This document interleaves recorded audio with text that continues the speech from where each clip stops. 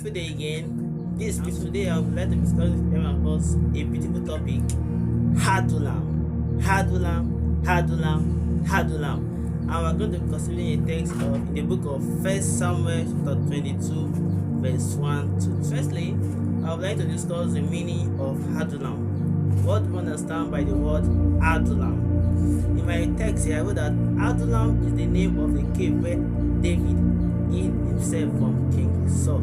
And we can see that in the book of 1 Samuel chapter 22, verse 1, which says, David therefore departed hence and escaped to the cave of Adullam. He escaped to the cave of Adullam. So I said that Adullam is the name of the cave where David hid himself from King Saul. Adullam is a place of refuge, a place of hiding, a place to stay away from danger. Adullam is a place that people go to be free from danger. And we can also see that in the book of 1 Samuel chapter 2, if you check it again. And I also see that Adullam is a place of help. Adullam is what is a place of help. In the book of Psalm 142, Adullam is a place where one go when they have come to the end of themselves. Adullam is a place where someone go, where someone want to, when they have come to the end of themselves. Adullam is a place that we can receive the mercies of God.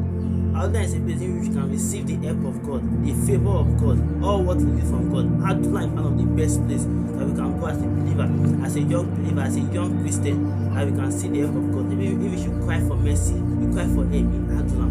Adullam is a place, just as how David ran to Adullam for the help of God, for the protection of God. That is how Adullam is for everyone of us as a believer. Adullam is a place we should go for the mercy of God. In which a man come to the end of himself, the man knows that I cannot help myself again.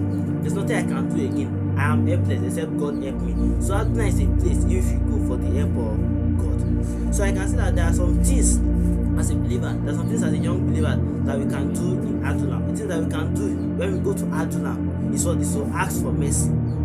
Is to ask for ask for mercy. And we can see that in the book of Psalm 57. Maybe we should go to ask for mercy. God is a merciful God. Because the Bible says that mercy prevails over judgment. So Adullam is a place where we ask for mercy, we go for mercy. Many people are confused that Adullam, how can I go to the cave of Adullam? Because Adullam is in your heart. Adullam is a place where you should go without you being distracted. Adullam is a place where you go between you and God. It's a place where you communicate with God, with God the Father. Adullam does not mean that, or does not mean that you go to a place. Adullam is a place where you stay you should have a connection between you and God. It's a place where there is no distraction. You are settled. You are there to you just want to talk with God. You just want to discuss with God. Adullam is a perfect place. It's not a particular place where you go. Adullam is in your heart. You sure you communicate with God. You seek God. And I said that Adullam is a place you ask for mercy. All of this you do in Adullam is a place where you ask for mercy. Just go there and say, Lord, have mercy on me. Lord, I cannot help myself. God, Lord, I cannot help myself. Lord, I'm helpless. Lord, have mercy on me. It's a place that you ask God for mercy. You just ask for God for mercy that you cannot help yourself. You are helpless. There's nothing you can do again except God help you. That if God does not help you, there's nothing you cannot do. So you just ask for God for mercy when you're in Adullam. Another thing you need to do in Adullam is thanksgiving. Thank the name of God. Give God's praise. Worship His holy name. Magnify His holy name for all the great things He has been doing in your life. He has been doing for you. Another thing that we can do in Adullam is make reports to God. Make report to God. I know say that you should make report to God about something else, but make report to God about everything that is happening in your life. Make report to God about everything that is happening in your life. Report to God. Tell it to God that God, Father in heaven, this is what I'm seeing. This is what I'm experiencing. Lord, help me. It's a very you make report to God for the help of God. You make report to God about everything that's happening around your life. Another thing that we can do in Adullam is praise and worship. Praise and worship. Praise is actually different from worship. You need to praise God. You need to worship God. Give God all the praise. All the praise that you can do, just give it to God. All the worship, all the one that you can give to God, just give it to God. Worship God. Magnify the holy name of God. Just worship God with all your heart. And you must do it. You must be genuine with it. Not that you just do it for people to just see you. No, that's not what you do in Adullam. You do not go to Adullam for people to see that you're in Adullam. You go to Adullam because you need the help of God. You go to Adullam because you need the mercy of God. It's in Adullam you can see all the mercy of God. The last thing you can do in Adullam is present all your requests. Present all your requests. all what you need from God, but just ask God. Tell God that, Father, I'm here again. Lord, help me. Lord, I'm here again. Help me in my spiritual life, in my academic, in everything about my life. You have to ask God for mercy. Place all your requests to the help of God. Tell God all what you need. Make all your requests to God when you are at Adullam. Out of Adullam, there are some mysteries you need to know in Adullam. Mysteries in Adullam. So I'll be discussing the mystery that we need to know in Adullam. And one of the mysteries we need to know in Adullam is the mystery of remembrance. The mystery of remembrance. And we can see that in the book of 2 Kings chapter 20. 2 Kings chapter 20 verse 1. A prophet in the Bible, prophet Ezekiah, which have a close relationship with God. He had a close relationship with God, but alongside he was sick.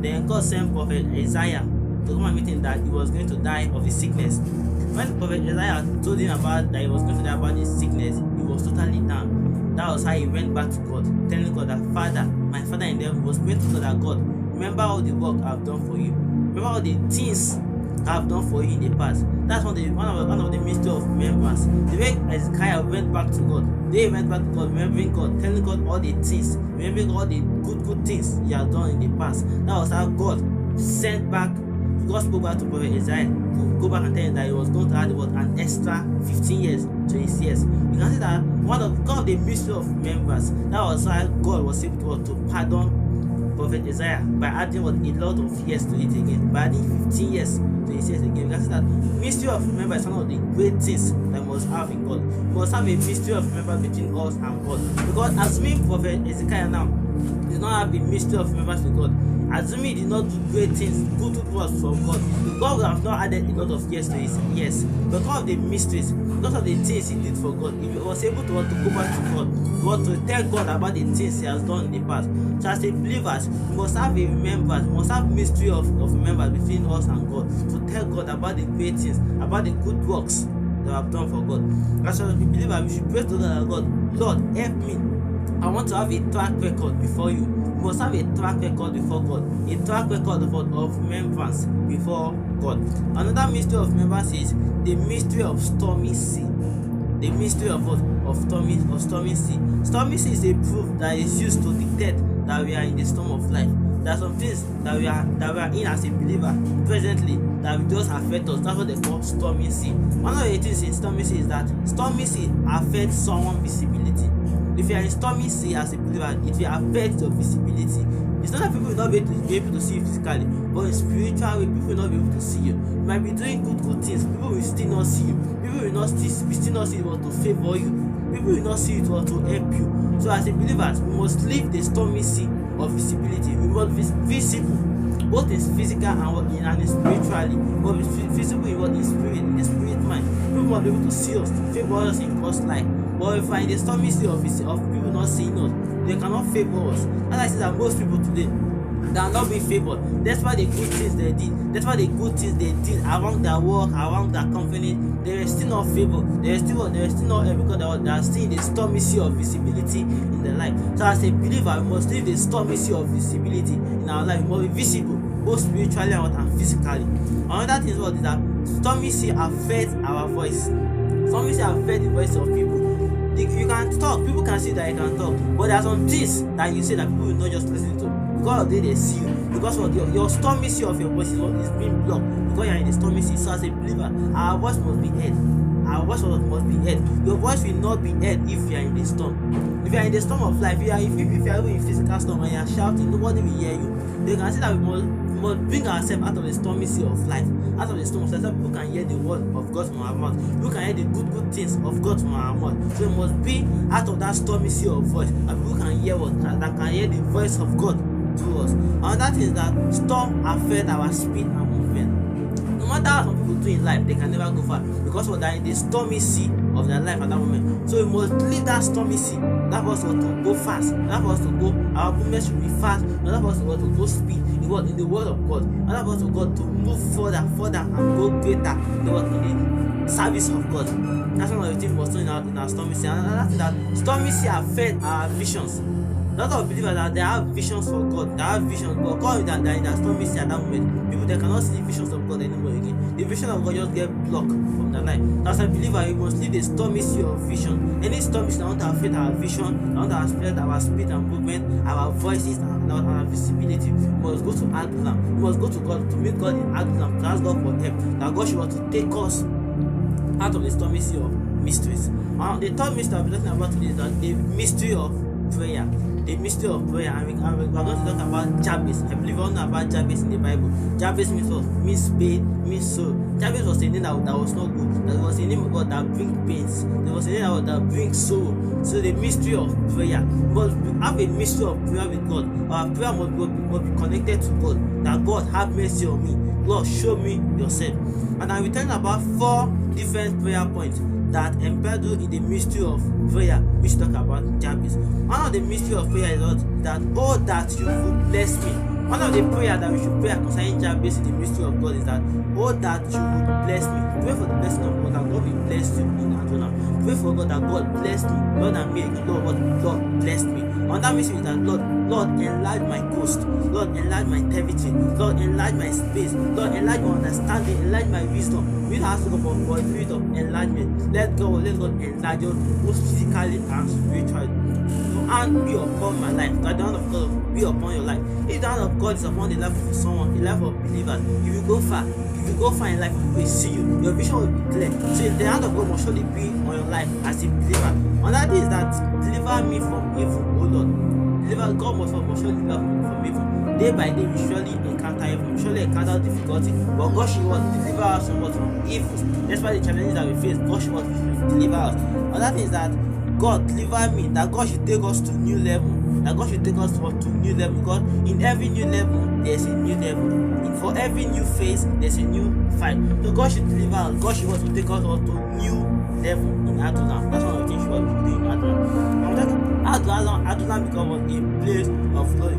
It is in Adullam that our kingship is breathed upon. It's in Adullam that God will breathe upon us, that the breath of God will come upon us. It's in Adullam that the mercy of God will come back upon us, that the kingship of God will breathe upon us. But that is that it is in Adullam that we receive God's help. I said it earlier. It's in Adullam that we receive the help of God. The help of God, we receive the help of God in Adullam. And that is that it is in Adullam that everything we are by creation is activated.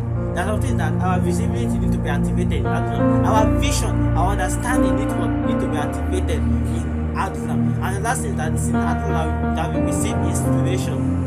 It is in Adullam that we receive inspiration. Like in the book of Mark, verse 35, when Jesus rose up to go and pray. It's in Adullam that we receive inspiration. So as a believer, I endeavor all of us this morning that we should go back to Adullam, go back to our heart, go back to God, connect back to God.